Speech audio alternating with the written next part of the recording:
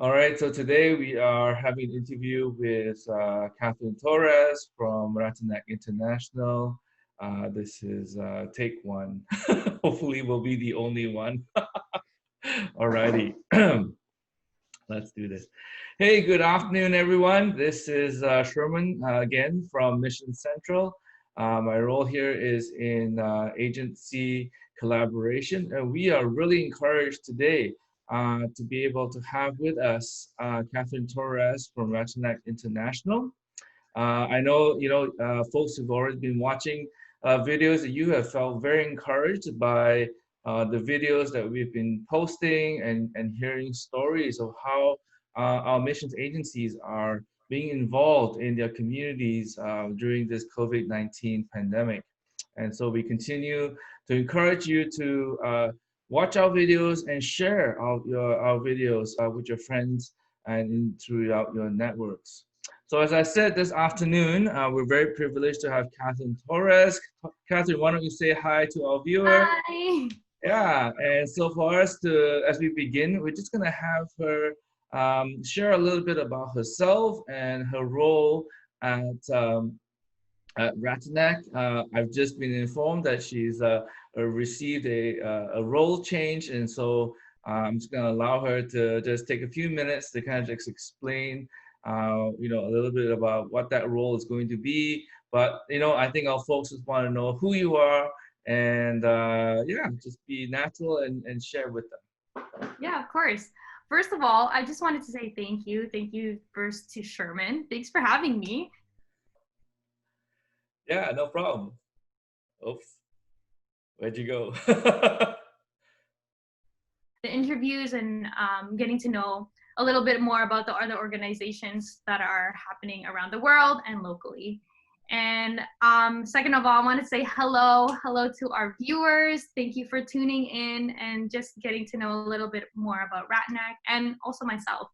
And so just to start off, my name is Catherine Torres. I think Sherman already mentioned that, but my name is Catherine. I was born in Saudi Arabia. A lot of people are usually surprised about that, but because I'm Filipino by blood.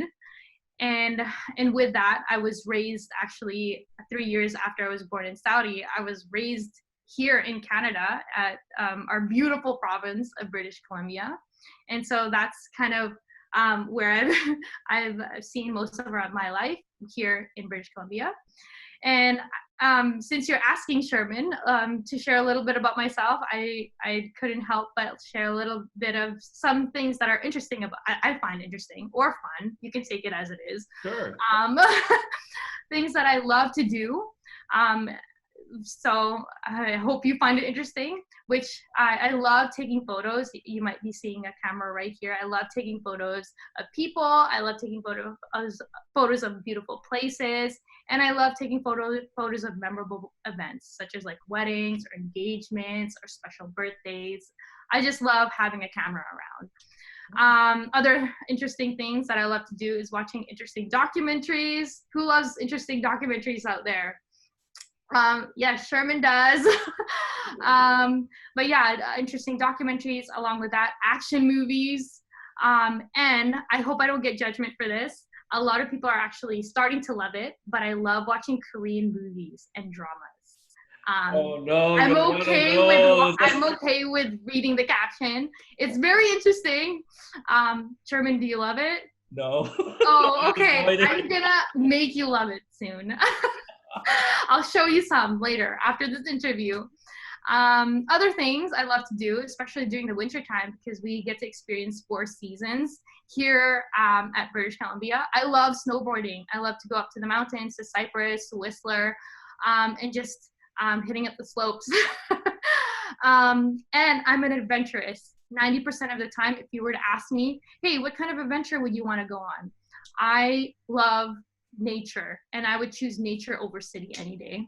And lastly, last thing that I wanted to share with you guys, something that's new to me during COVID, during the COVID-19 pandemic, I discovered that I love running outdoors. Yeah, I love it. And I never knew that I would. Neighborhood running, trail running, or track running. I actually really like running outdoors. Do you like it, Sherman? No, I don't think we would be friends. No. Oh, okay. I guess like now that you know a little bit about me, like, do we have any commonality? It's okay. We're still friends. Acting movies and Yeah. documentaries. There we go. And then lastly, just to get to know a little bit more about my position here at Ratanak. As Sherman just mentioned, I've transitioned into a new role, which I'm so happy about, and it's called Community Engagement Coordinator. And so I'll be dealing with events and speaking engagements on with Ratanak, and just the volunteer aspect and how we can develop that more. Wow, wonderful. Yeah. Wonderful. Well, thank you so much, Catherine, for just sharing a little bit about your life and who you are. Yeah, you never know. You might, I mean, there's probably lots of folks out there who just share the same interests as you. So, in your role, obviously, you mentioned that you're doing community engagement, and this is part of your, building that engagement. So, I think of our reviewers would love to know a little bit about Ratanak. As I also learned, Ratanak is now celebrating 30 years of ministry. So it's actually been around quite a while. So yeah, why don't you share with our viewers a little bit about the history, how it began, what the ministry is about? Yeah, definitely. I love that question, Sherman. And I wanted to start off with answering that question with simply quoting our mission, the mission of Ratanak. You can find this in our website, and really intertwined and woven into everything that we do in the programs and the projects that we do in Cambodia. Ratanak is simply an organization that works collaboratively to be a catalyst for transformation in Cambodia through a focus on empowering people experiencing exploitation and addressing the systems that exploit them. And so that's really what we're about for the vulnerable and those who are exploited, and empowering Cambodians into hope, freedom, and dignity. Yeah. And so to answer the second part of your question in terms of, I'm not sure if you asked this question. Do you ask how we're engaging with COVID-19? Nope, not yet. But oh, I'm so sorry. I'm like preempting you. Oh, no, you're not going to go? Okay. Okay. It's okay. It's okay. Maybe before we get to that question about how the ministry is in getting involved, how your ministry is carrying on during this during this period. So you Ratanak serves in the country of Cambodia. Yeah. You work with the people who are exploited. Can you share a little bit about that? About why Cambodia specifically, and how did how did the ministry get involved with exploited peoples? Yeah, definitely. That's a great question. Thanks, Sherman.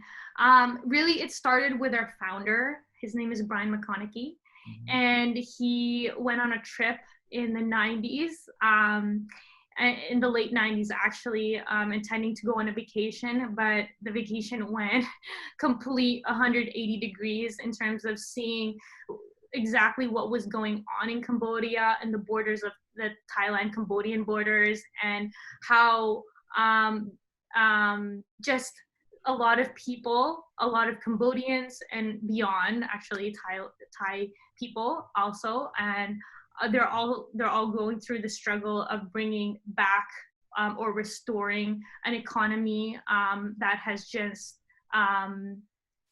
is just trying to pick up themselves from war that happened years back. And so Brian saw that firsthand, and he saw the need, and he started off with just providing or actually smuggling across from here with the help of supporters and donors, medical aid to those who are struggling, to those who aren't healthy, and those who don't actually have access to medicine and care. And so Brian started off with that. 30 years ago, actually, like what you said, 30 years, we've been around for 30 years.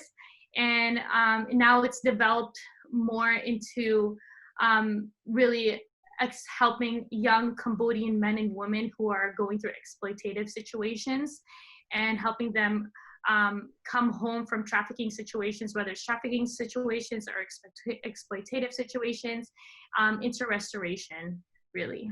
Yeah. Yeah, and I think that's something that I think maybe a bit of a shock to our viewers to understand that there is this level of exploitation, slavery almost, that continues to happen in third world countries. Women and children are exploited in the sex trade, and the men there are put in very poor working conditions, in slave-like conditions, as manual labor. And so so that's wonderful that Ratanak is speaking up, and engaging in this kind of ministry to the least of these. Mm-hmm. So I think going back to the question that you have mentioned before, so obviously, during this COVID-19 pandemic, we're all in, physical distancing. How has the ministry continued in Cambodia? Yeah, definitely. I'd love to share the answer to that question, since there's been so much activity going on here with uncertainty, and also in Cambodia. And so I'd love to share that the operations in terms of the work that's being done in Cambodia, since most of the work is being done in Cambodia, because this side is the fundraising, the administrative side, the marketing side. In Cambodia, our operations have fortunately continued. They are still going on with the adaptation to safety precautions, of course, with the health and safety regulations put into place. And above that, we were able to step even further and lean in further with the way that God has been providing our organization to help and support those that are even more vulnerable during the COVID-19 pandemic. And is it okay with you that I highlight a couple of things that have been going on in the Cambodian front, Sherman?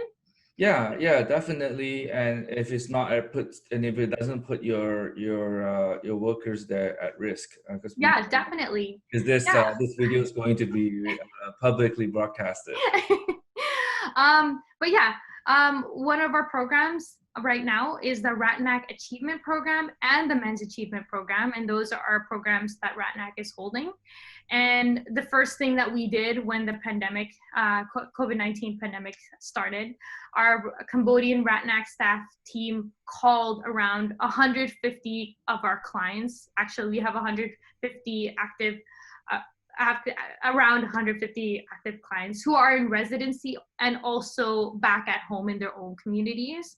And so we made sure to call them to make sure that they were aware of the official government advice on health and safety precautions, because unfortunately a lot of our Cambodian friends weren't aware of like the safety precautions that they were supposed to take. And so as Ratanak, we wanted to be able to pass on the information. And so that's the first thing we did. And other things that we made sure that we did was to assess their situations. Sometimes we miss, like, how are you doing? What's going on? What's going on in your village? What's going on in your province? And we wanted to see how they were doing in their situation. And with that, seeing if they needed more help. And so an example of our assessment, actually, I have a story to share with you. We recently had a situation where one of our trafficking survivors in the provinces living back at home were in a desperate situation. And this was like during like the middle of the COVID-19. We're still going through COVID-19, but like a couple months ago, Ratanak made the decision to make an emergency road trip there. And usually that's not advisable, but because our trafficking survivors going through a desperate situation, we were able to provide care and aid by going there. So that's one of the things that we were able to do. And now present day, things have slightly been changed. We have an increased health and safety precautions. So we're glad to see that we're starting to see more normal operations. We're getting to see more of the faces of our clients instead of just phone calling them. But yeah, that's what I'm happy about. And then another one that I'd like to mention with you, Sherman, and all of our other viewers, was our concern for the challenges of movement and travel restrictions. I'm sure we know that here in Canada, the borders are closed. We can't go to the States. It's almost the same as in Cambodia. There's a lot of movement restrictions and travel restrictions. And that means that our men and women who have been trafficked to different countries, let's say China or Malaysia, who are trying to escape, are now in an even higher risk and more vulnerable state. And so for me, like when I heard this, like this was one of my main concerns a couple months ago, because these are men and women who are being trafficked, who are trafficked, trying to escape, trying to find refuge. But I wanted to share this news too, that just a few weeks ago, we were able to welcome 4 new Cambodian survivors trafficked from a different country. And so just a couple weeks ago, we were able to welcome clients from a different country who are Cambodians, and we were able to welcome them back home. Yet, even with the challenges that I just shared with you, with 4 safe, 4 are trafficked. We are aware of 4 more that weren't actually able to come back home due to the restrictions. We're still in constant communication with them, but it still breaks my heart to know that they're still trapped. And it's a victory to know that we have 4 who are home safe and sound. But it's also heartbreaking at the same time to know that 4 more are trapped. And yeah, if I could just share a prayer request, because we have been, as Ratanak organization, we've been sharing prayer requests to our supporters and our donors and our followers. Please continue to pray for our trafficking survivors that are back home, for the 4 clients who have returned home and many like them.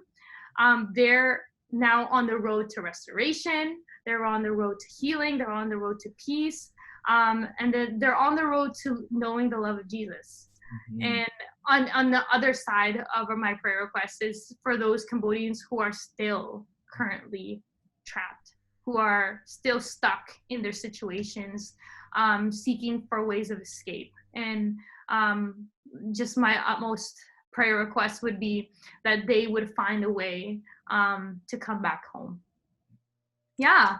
Wow, that is quite the story, Catherine, and I can definitely see the passion that you have for this ministry, and definitely trying to in a sense rescue these rescue Cambodians who have been trafficked, and to bring them home. Home is such an important thing, and it's just circumstances and other things like that have caused this misfortune.